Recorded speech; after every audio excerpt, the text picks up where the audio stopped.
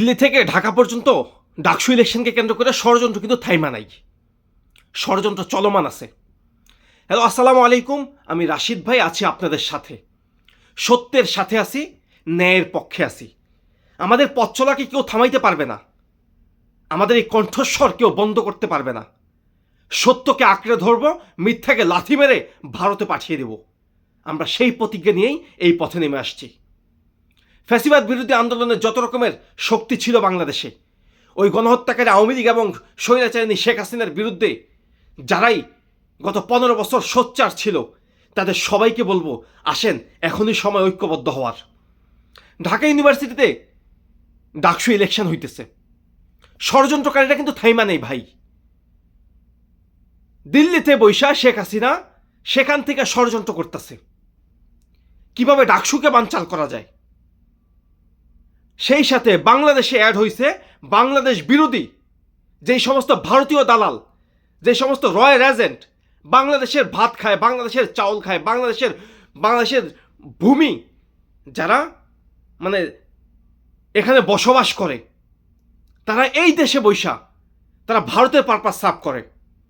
তারা বাংলাদেশটাকে ভারতের কাছে তুলে দিতে চায়, নীল নকশা আঁকে কিভাবে আবারও ফ্যাসিবাদী শক্তিকে বাংলাদেশে আবারও ক্ষমতায় আনা যায়। তারা সেই নীল নকশা আঁকে, সুশীলগিরি দেখায় বর্তমানে বাংলাদেশে। তারা আওয়ামী লীগ ভালো ছিল, আওয়ামী লীগের আমল ভালো ছিল, আওয়ামী লীগের এটা ছিল সেইটা ছিল, কিন্তু আওয়ামী লীগের গুম খুন নির্যাতন অত্যাচার এই জিনিসগুলো তারা কখনোই এখন বলে না। তারা এখন শুধু ডক্টর মোহাম্মদ ইউনূসের এই শাসনামলে যত রকমের যেই জিনিসগুলো উত্তপ্ত, যে পরিস্থিতিগুলা, সেই পরিস্থিতিগুলা সবার সামনে তুলে ধরার জন্য তারা মইতে উঠছে। এই সমস্ত ফ্যাসিবাদী, এই সমস্ত ভারতের দালালদেরকে সবাই বয়কট করেন। বাংলাদেশে আপনারা তাদেরকেই সাপোর্ট করেন যারা বাংলাদেশপন্থী, যারা বাংলাদেশের জন্য কথা বলে, বাংলাদেশের জন্য ভয়েস রেজ করে, বাংলাদেশপন্থী কার্যকলাপ করে, তাদের হয়ে কথা বলেন, তাদেরকেই সাপোর্ট করেন। ঢাকা ইউনিভার্সিটি বাংলাদেশের ঐতিহ্যের সাথে মিশে আছে। কালকে দেখলাম শেখ হাসিনা ব্রিফিং করতেছে, ছাত্র শিবিরকে সেখানে স্পেস দেওয়া নিয়ে সে অনেক রাগান্বিত, সে অনেক ক্ষোভ ঝাড়তাছে, বলতেছে ছাত্র শিবির নাকি যুদ্ধ অপরাধীরা নাকি বাংলাদেশ চালাইতেছে। তো শেখ হাসিনার সেই মন্তব্যের পরে আমি কইতে চাই, ছাত্র শিবিরের জন্ম 1977 সালে, যুদ্ধ তারা দেখেও নাই, যুদ্ধেরও 7 বছর পরে 6 বছর পরে তাদের জন্ম বাংলাদেশে।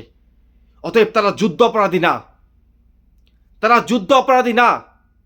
আমরা অনেক যুদ্ধ অপরাধী দেখছি, আওয়ামী লীগের ভিতরে, বিএনপির ভিতরে, জামাতের ভিতরে, সবার ভিতরে যুদ্ধ অপরাধী দেখছি, কিন্তু ছাত্র শিবির যুদ্ধ অপরাধী কোনো সংগঠন না। আসেন না ঢাকা ইউনিভার্সিটির ডাকসু ইলেকশনের সমস্ত ষড়যন্ত্র আমরা বানচাল করে দিই। আজকে দেখলাম ঢাকা ইউনিভার্সিটির ছাত্রদলের যত ক্যান্ডিডেট আছে, ভিপি পদে আবিদুল ইসলাম, আবিদ খান, হামিম, সবার ফেসবুক আইডিগুলো ডিঅ্যাক্টিভেট হয়ে যেতেছে, ডিজেবল হয়ে যেতেছে।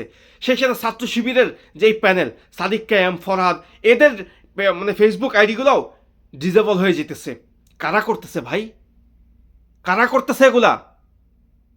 এরা সেই ফ্যাসিবাদী শক্তি যারা এখনো বাংলাদেশে আছে, এখনো স্বৈরাচারিণী শেখ হাসিনাকে ফিরে আনার জন্য অপচেষ্টা চালাইতেছে, এখনো সেই দিল্লিতে বৈশা বাংলাদেশ নিয়ে ষড়যন্ত্র করে, তারাই এই কাজগুলা করতেছে ডাকসুকে বানচাল করার জন্য। আমরা সবাই যদি ঐক্যবদ্ধ থাকি, সবাই যদি একসাথে ওই ফ্যাসিবাদী শক্তির বিরুদ্ধে যদি আমরা সবাই ঐক্যবদ্ধ থাকি, ফ্যাসিবাদী শক্তি আমাদেরকে কিছুই করতে পারবে না। ফ্যাসিবাদী শক্তিকে সবাই এইটা দেখায় দেন, বিদ্যাঙ্গুলি দেখায় দেন। ফ্যাসিবাদী শক্তি, তুমি যত বড় শক্তিশালী হও না কেন, বাংলাদেশের মানুষ তোমাদেরকে বয়কট করে ফেলছে। 2024 সালের 5 আগস্ট তোমাদেরকে বয়কট করে ফেলছে, তোমাদেরকে লাল কার্ড দেখায় দিছে। তোমরা ভারতকে আব্বা রেখা ভারতের পারপাস সার্ভ করার জন্য, ভারতের সুবিধাগুলো দেখার জন্য, ভারতকে যত রকমের সুবিধা তোমরা গত 15 বছর দিছো, সেটা তোমাদের নিজেদের মুখে বলা। বাংলাদেশ একটা স্বাধীন দেশ, স্বাধীন সার্বভৌম বাংলাদেশ।